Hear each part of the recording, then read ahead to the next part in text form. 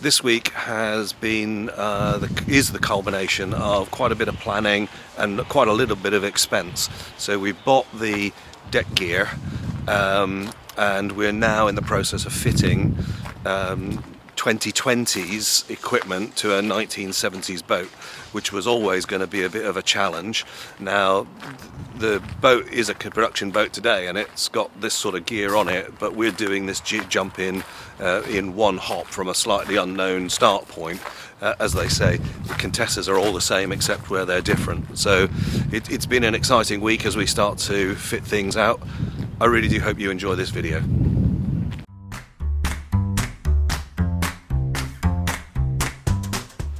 There have been huge advances in the quality of the materials used in rigging boats over the last 50 years since when Cockpit was originally designed and built, and what we can buy now. We have got some of that gear left over, so it's possible to have a look at it. We've got some of the spinnaker winches and we've got the track.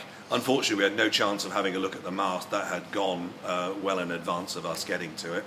But I thought it might be useful just to have a look at what we've taken off in terms of the spinnaker winches themselves.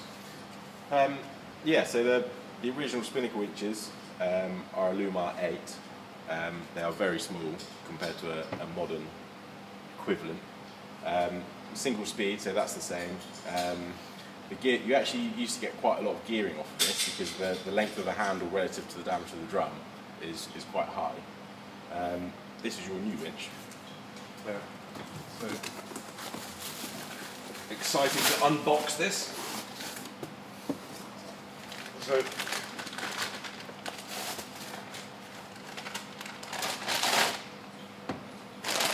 it is quite a significantly different size and different material.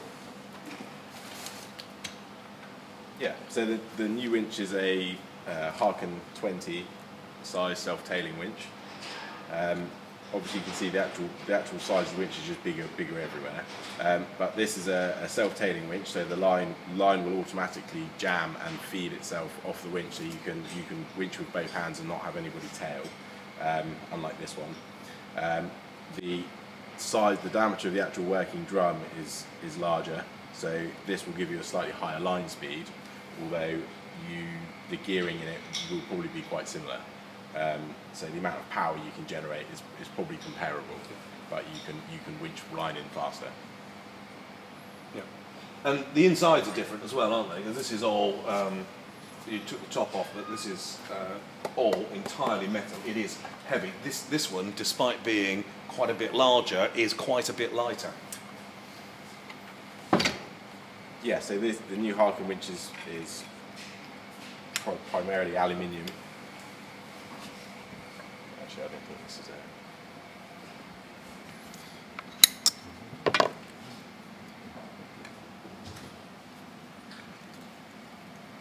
Let's take this apart.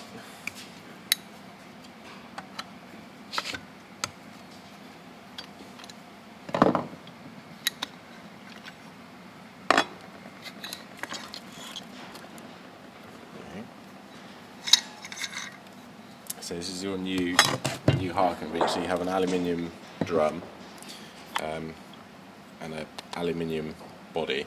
There aren't roller bearings in the smaller winches, so they're just plain bearing winches. So they're very light and very simple. And there's less greasing and maintenance to do with the new style winches. Obviously, you still have to grease the gears and the pulls and the pull springs, which are obviously still metal. So here we have the two winches stripped down. This is the original small Lumar winch, and this is still a perfectly good winch. This winch achieves its power by using two sets of pulls, one set in the bottom, which lock onto the drum, one set on the top, which lock onto the shaft here. So as you turn your winch handle, this side will click through these pulls, and then when you turn the winch handle the other way, it locks onto the drum and it will turn the drum the other way. So these ones stop the line unwinding the drum, and these ones allow you to winch it on. Modern winches, such as this Harken one, when you look underneath, so if I take this out here, so this is your winch handle location. Has a location on the bottom which drops onto that shaft. So when you turn your shaft, what you're actually doing is you're rotating a gear in here, which is then spinning this one, which then locates onto the teeth of the drum in here. So your gearing of this winch is still in a way related to your winch handle length, but the way that they allow them to work and get a slightly larger diameter drum and still get the same power is that they're geared down much more. The original track was on both sides of the boat, and we removed one piece really early just to check the connection, and left the other one till quite late. And we've now got the new track here, and again much lighter. Yeah, so this is a T track. So the shape of it is very self-explanatory. It's a kind of a T shape, completely. Still in fact made. There's nothing wrong with it. Completely fit for purpose still. The cars on here used to basically just slide on plastic runners, and this is drilled. This is called pin stop track. So the original cars just had a plunger stop. We have retained the plunger stop system for your boat. Yeah, I don't want the complication of the pulleys. Yeah. It keeps your deck clean, and it's fairly easy. It's easy to repeat settings as well, which is quite nice. The modern track though is what's called RCB track. So if you look at the shape of the newer track, there's just a groove running down each side of the track. The new cars are also slide rod cars, so very comparable systems. It's still pin stop, but this track gives you the option to upgrade to a recirculating ball, like a ball race Genoa car, if in the future you do decide that you want a fully adjustable Genoa car from the cheating position. Yep. Okay, well let's go and have a look at how it's all going to fit together in the cockpit itself. As so often with these conversations, the first question is, how do you want to sail the boat? And for me, I want to be able to sail it single-handed comfortably and easily. I want to do two-handed, potentially two-handed racing, but I also might want to race as a group of people as well as cruising. So all variations really need to be accommodated. So once we'd got the gear out of the box, we then started to place it, roughly speaking, where it was going to be. And there are some issues in terms of just exactly how this fits onto the boat. Okay, so you have your spinnaker sheet winch, your primary winch, and your coach roof winch will be at the top, although they haven't arrived yet. You haven't got too many options of where to place these. You're tied to the width of the coaming, and obviously being able to use winch handles and that sort of thing. Although what we were keen to do is, with the tiller in place, have somewhere for the helmsman to sit fairly comfortably. John's got the tiller here. So that's John sat roughly towards the tiller. So when cruising, your primary winch is at hand. When you're racing, you're sat up on the coaming. Is a mock extension. Mock extension. So the helmsman has somewhere reasonably comfortable to sit between the two winches. So this is with any boat, really, it's quite comfortable to keep the helmsman comfortable. It's quite important to keep the helmsman comfortable because they have to concentrate for a very long time. When we were having the conversation, we were talking about where a main trimmer might sit, and there is now just enough room for them here, although they are astride the main sheet. The main sheet itself. With these sort of boats, there's always a compromise to be had. I've grown up sailing on these sort of boats, and you can never make them comfortable. You can just improve them. Yeah. But yeah, with a properly geared up main sheet traveller.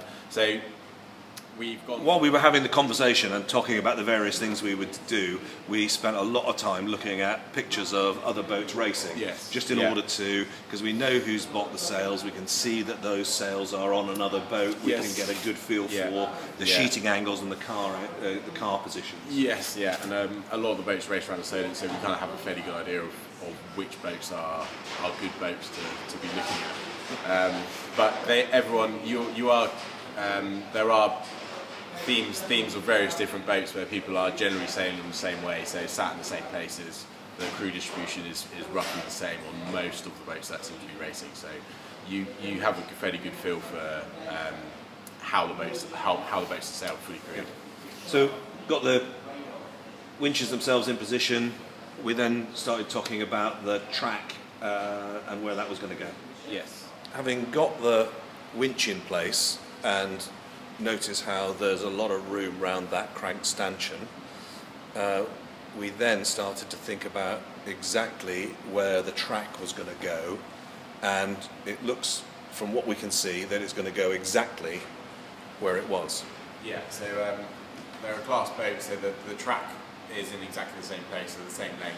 The hull spacings for the new track are the same standard as the old track, so that's a fairly easy one. The Genoa should sheet to roughly the middle of the Genoa track.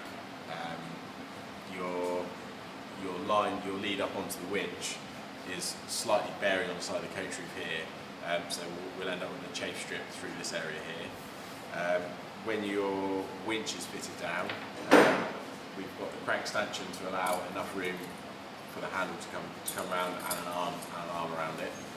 When we fit the winch down, when you're fitting winches, you should always fit them so that the drive gear that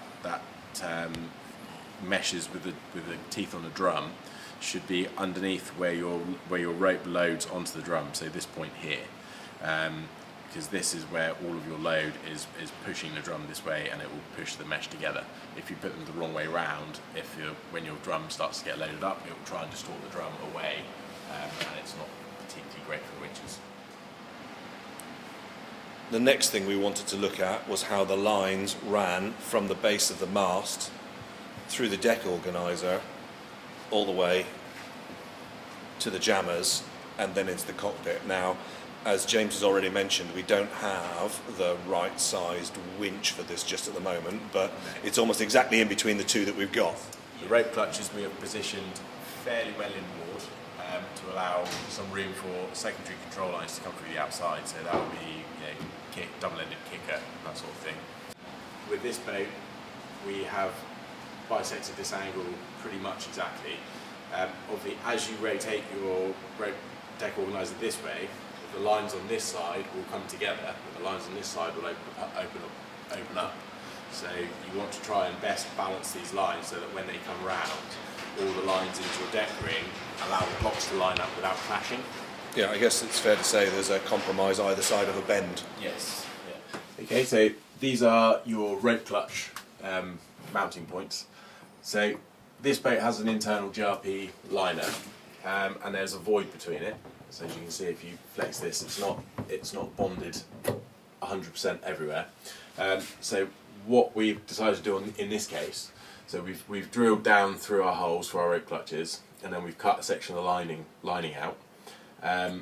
This incidentally is where the old vent was, which is why this hasn't been quite finished in yet.